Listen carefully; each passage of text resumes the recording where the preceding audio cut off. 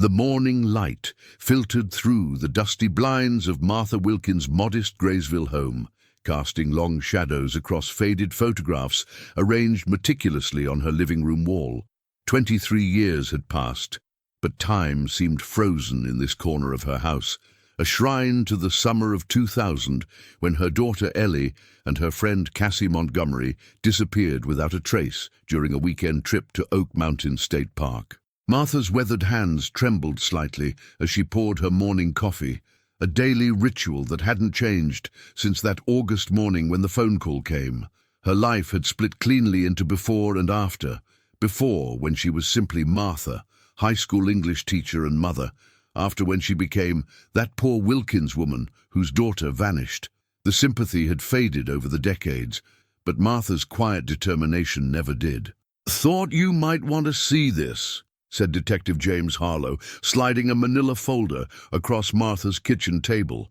His voice was gentle but clinical, the voice of a man who had delivered both miracles and devastation throughout his 30-year career with the Alabama Bureau of Investigation. Martha didn't reach for the folder immediately. At 72, she had learned to brace herself for disappointment. The case had gone cold years ago, with occasional flickers of interest whenever an unidentified body was discovered within a 100-mile radius. Each time, the spark of terrible hope would rise, only to be extinguished. "We've reopened the case," Harlow continued, the lines around his eyes deepening. "New technology, new eyes. Sometimes that's all it takes." Martha nodded, her expression carefully neutral. "You've said that before, James." "This time it's different," he replied, tapping the folder with his index finger. "We found something in the evidence lockup, something that was overlooked back then." Alabama summers were known for their oppressive heat, but the summer of 2000 had been particularly brutal. The girls had planned a weekend camping trip, a celebration before Cassie left for college in the fall. Ellie had packed her new digital camera, a high school graduation gift. Back then, digital cameras were still a novelty. When the girls never returned home Sunday evening, it took authorities nearly 3 days to organize a proper search of the vast parkland. By then, the trail had gone cold. The girls' campsite was found undisturbed, sleeping bags still neatly arranged, a cooler of spoiled food, Ellie's camera missing. Their car remained in the parking lot, locked, with no signs of forced entry. It was as if they had simply walked into the woods and vanished. "The camera memory card," Martha whispered, her eyes widening as she finally opened the folder. "You found it." Harlow shook his head. "Not exactly. We found the camera itself, buried under a stack of evidence bags from an unrelated case. Somehow it got misfiled after the initial investigation." Martha's hand flew to her mouth. "After all this time, technology's come a long way since 2000. Harlow explained. "Our lab was able to recover images we couldn't access back then. He slid several photographs across the table. Most showed typical camping scenes, Ellie and Cassie laughing by the lake, sunset through pine trees, marshmallows roasting over a campfire. But the last photo made Martha's blood run cold. It showed a park ranger's truck partially visible through the trees, captured at a distance. The license plate was blurry, but recognizable enough for the forensic team to enhance. A timestamp in the corner read 10:17 p.m., hours after rangers were supposed to have left the park. "We ran the plate," Harlow said quietly. "The truck belonged to Thomas Mercer, assistant park supervisor. He told investigators back in 2000 that he left the park at 6 that evening." Martha stared at the photo, her mind racing. "I remember him. He helped with the search. He was so concerned, so helpful." "That's why we're here," Harlow said, his voice dropping lower. "Mercer retired 5 years ago, moved to Huntsville. We got a warrant to search his property yesterday." Martha's hands gripped the edge of the table. "And?" "We found a collection of items buried in a locked shed behind his house. Women's jewelry, driver's licenses, small personal effects."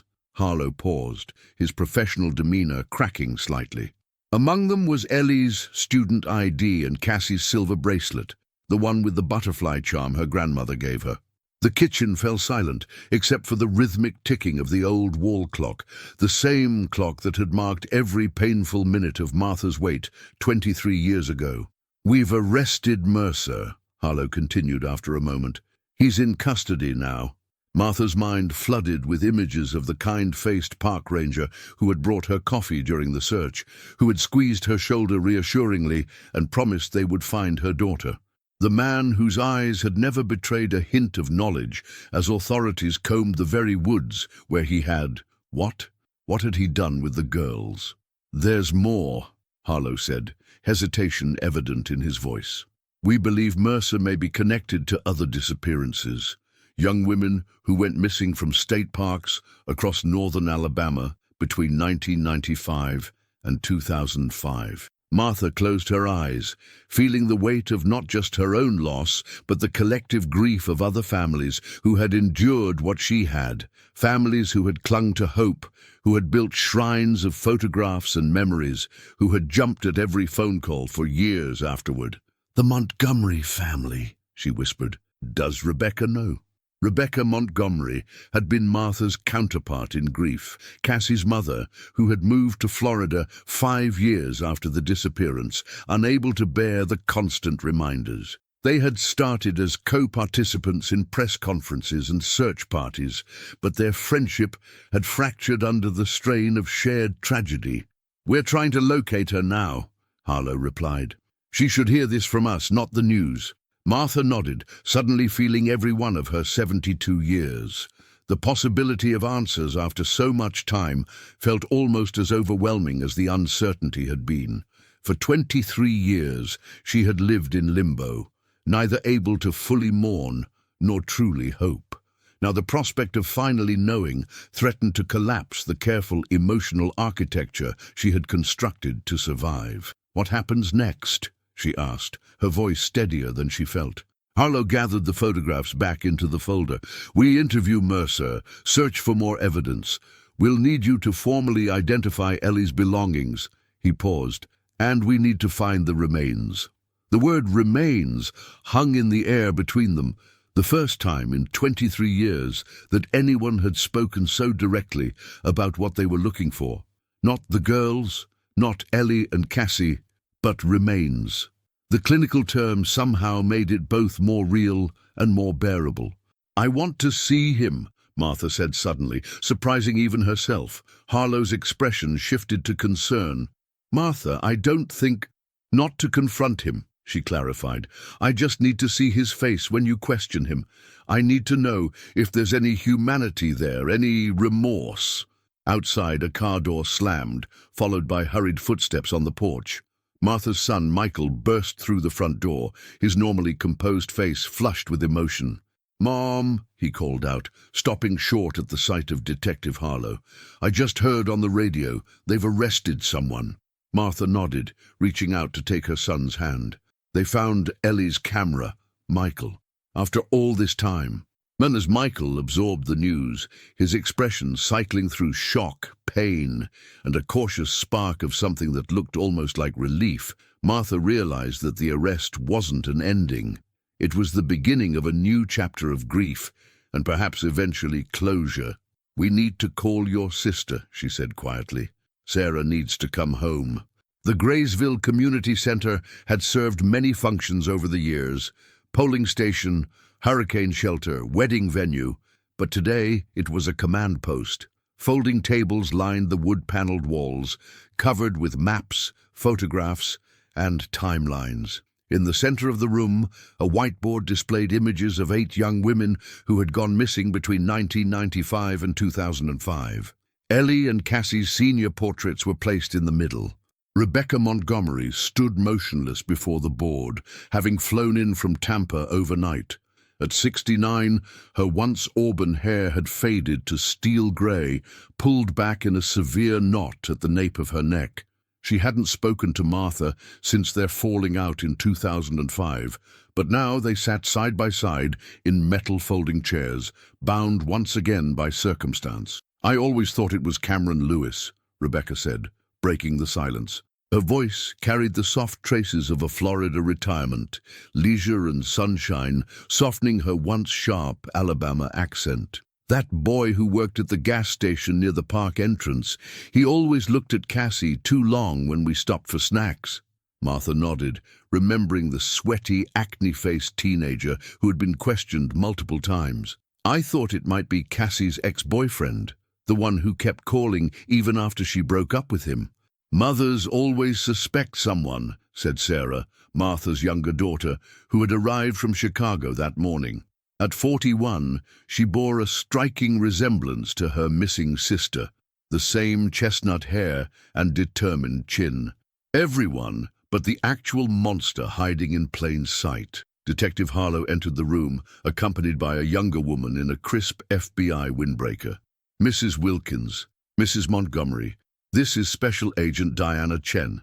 She's been analyzing cold cases in state parks across the southeast.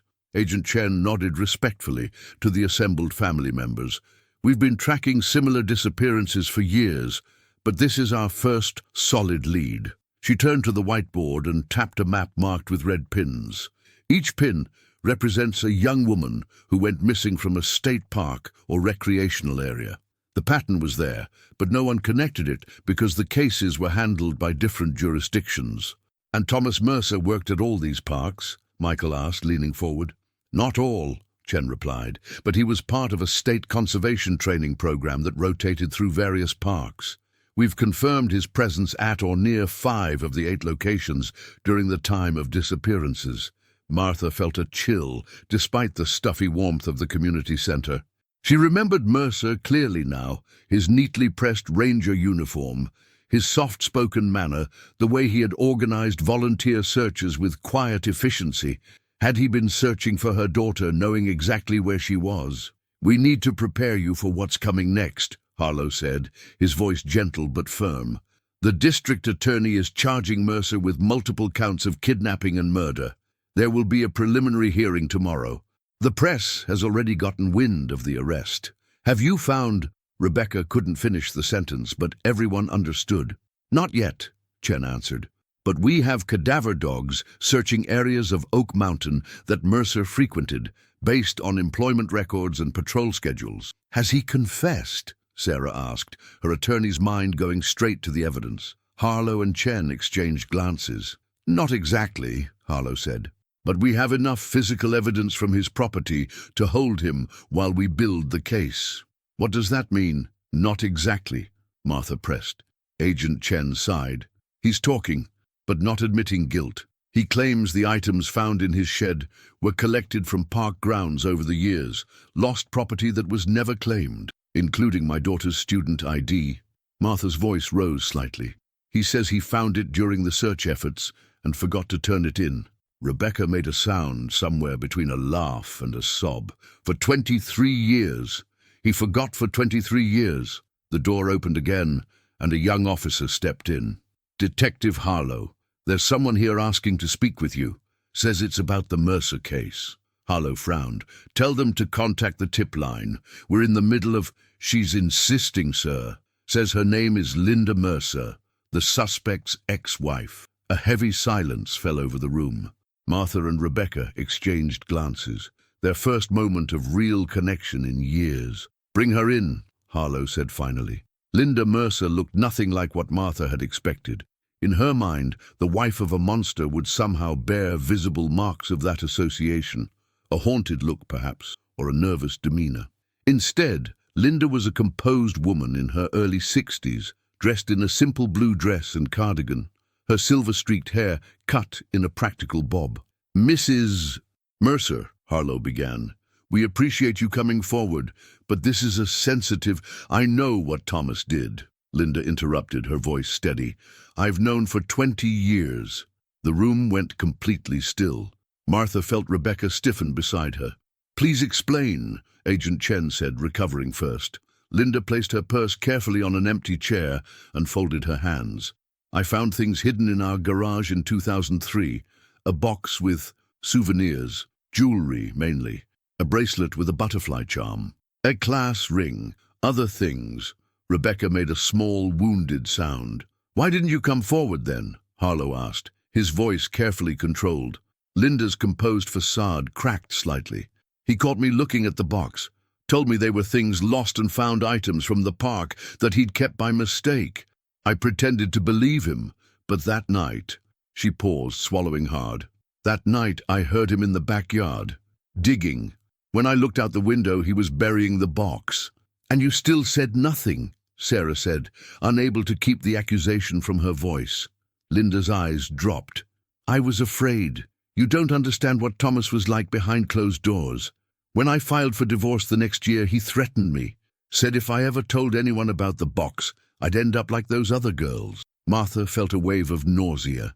All these years, this woman had carried this knowledge, while families like hers had suffered in ignorance. Where was this house? Chen asked urgently. We lived in Trussville then. The house was torn down years ago. They built a shopping center on that land. Linda looked up, her eyes meeting Martha's for the first time. But that wasn't the only place. Thomas had a hunting cabin near Cheha State Park, remote, no electricity, no running water. He wouldn't let me go there, said it was his private retreat. Harlow was already on his phone, stepping aside to dispatch a search team to the location. Did he ever say anything about the girls? Mention names? Rebecca asked, her voice barely above a whisper. Linda shook her head. He never spoke about them directly, but sometimes when he'd been drinking, he'd talk about the woods, how they keep secrets better than people do. Martha felt the room tilt slightly, the decades of uncertainty crystallizing into something much worse, certainty. She had long suspected what had happened to her daughter, but hearing this woman speak so matter-of-factly about her former husband's oblique confessions made it unbearably real. There's one more thing, Linda said, opening her purse. I kept this. I don't know why. She pulled out a small plastic bag containing a delicate gold chain with a half-heart pendant. It was in the box. Martha didn't need to look closely to recognize it. She had purchased matching necklaces for Ellie and Cassie on their 16th birthdays, best friends forever, each wearing half of the same heart. That's Ellie's, she said quietly. Cassie had the other half. Linda placed the necklace on the table between them, a physical bridge across years of absence. I'm sorry, she said simply. I should have been braver. Outside the community center, a crowd had gathered. Reporters with cameras, local residents drawn by the commotion, and curious onlookers. News traveled quickly in small towns, especially news this momentous. A case that had haunted Graysville for more than 2 decades was finally breaking open. Harlow returned, his expression grim but purposeful. We've got teams heading to Cheaha now. The property records confirm. Thomas Mercer still owns that hunting cabin. I want to go, Martha said suddenly. Mrs. Wilkins, Chen began. That's not... I need to be there, Martha insisted. I've been waiting 23 years. I won't wait in this room while someone else finds my daughter. Rebecca stood, smoothing her skirt with trembling hands. I'm coming too. Harlow looked as though he might argue, then seemed to reconsider. You can follow behind our vehicles, but you'll need to stay back when we arrive. This is still an active investigation scene. As they prepared to leave, Linda Mercer approached Martha hesitantly. There's something else you should know, she said, her voice low. Thomas kept journals. He was methodical about everything. Kept records of his work schedules, maintenance on his truck, hunting trips. If he did what they're saying, it might be in those journals. Do you know where they are? Harlow asked sharply. He always kept them in a fireproof safe. It was in our basement in Trussville, but he took it when we divorced. Linda paused. He called them his alibis. Said a man should always be able to account for his time. As Martha stepped outside into the bright Alabama sunshine, she felt strangely calm. 23 years of uncertainty had been its own kind of torture. Now, with each revelation, each piece of evidence, she was moving toward an answer. It wasn't the answer she had prayed for during those first desperate months, that Ellie would be found alive, that there had been some mistake or misunderstanding, but it was an answer nonetheless. You ready for this? Michael asked quietly, taking his mother's arm as they walked toward the parking lot. Martha nodded, watching as Rebecca was helped into her rental car by a victim's advocate. Two mothers, connected by loss, now moving together toward a terrible truth buried in the Alabama wilderness. "I've been ready since the day she disappeared," Martha replied. That evening, as the sun slipped below the horizon, Martha remained on the porch, her tea cooling beside her. The quiet of the Alabama countryside pressed in, broken only by the sound of crickets and the distant call of a whippoorwill. For the first time in over 2 decades, the silence didn't feel like an enemy. It wasn't mocking her with unanswered questions. It was simply silence. Sarah leaned back in the swing, eyes on the emerging stars. "You know," she said softly, "Ellie always used to talk about wanting to hike the Appalachian Trail. She said she wanted to see every mile from Georgia to Maine." Martha smiled faintly. "I remember she and Cassie had that ridiculous plan to take a year off after college and do it together. They even started saving money for gear." Rebecca's voice carried from the edge of the porch, where she stood with her cardigan wrapped tight. "Cassie wrote about it in her journal. Said she wanted to walk the length of the sky." Her gaze flicked toward Martha. "Maybe that's what they're doing now, walking together, under a sky bigger than anything we can imagine." The 3 women fell into silence again, not awkward, but reflective, each allowing themselves, for the first time, to picture their daughters at peace. In the weeks that followed, funerals were arranged, not just for Ellie and Cassie, but for the other victims identified on Mercer's property. It became something of a national reckoning. Headlines spoke of the Ranger killer, documentaries began circling, and families long fractured by absence gathered once more around graves they never thought they would have. At Ellie's service, Martha chose not to speak. Instead, Sarah read one of Ellie's old letters from her first semester at college. Funny, awkward, full of life and big plans. The church was packed with neighbors, classmates, strangers who had followed the case over the years. And when the service ended, when the coffin was lowered into the earth, Martha placed a single white lily on top, her fingers lingering just long enough to whisper a silent goodbye. But life, inexorably, continued. The garden project became Martha's quiet obsession. She and Sarah tilled the soil, planted butterfly bushes, wildflowers, and a small magnolia tree. Rebecca visited often, bringing cuttings from her own garden in North Carolina, an unspoken gesture of reconciliation. By late summer, the space had transformed. Butterflies flitted among blossoms, bees hummed lazily, and in the evenings the air smelled of honeysuckle. It wasn't a place of sorrow, but of memory, a reminder that life and beauty could grow even from the darkest soil. One evening, as the sun dipped low and fireflies blinked in the twilight, Martha sat on the porch swing with Sarah. The garden stretched before them, glowing faintly in the fading light. "You know," Sarah said, her voice gentle, "you don't have to be defined by this anymore. You don't have to be the mother who lost her daughter. You can just be you again." Martha considered that, sipping her tea. The grief would never vanish. She knew that, but it no longer consumed her. For the first time in 23 years, she felt the faint stirrings of freedom. "I think," she said slowly, "I'd like to take a trip. Maybe to the mountains, maybe even to the start of the Appalachian Trail." She looked at her daughter, eyes steady. "For Ellie, for Cassie, for me." Sarah smiled, her hand finding her mother's. "We'll do it together." The night deepened, stars scattering across the velvet sky. And for the first time in more than 2 decades, Martha didn't feel like she was waiting. She felt like she was beginning.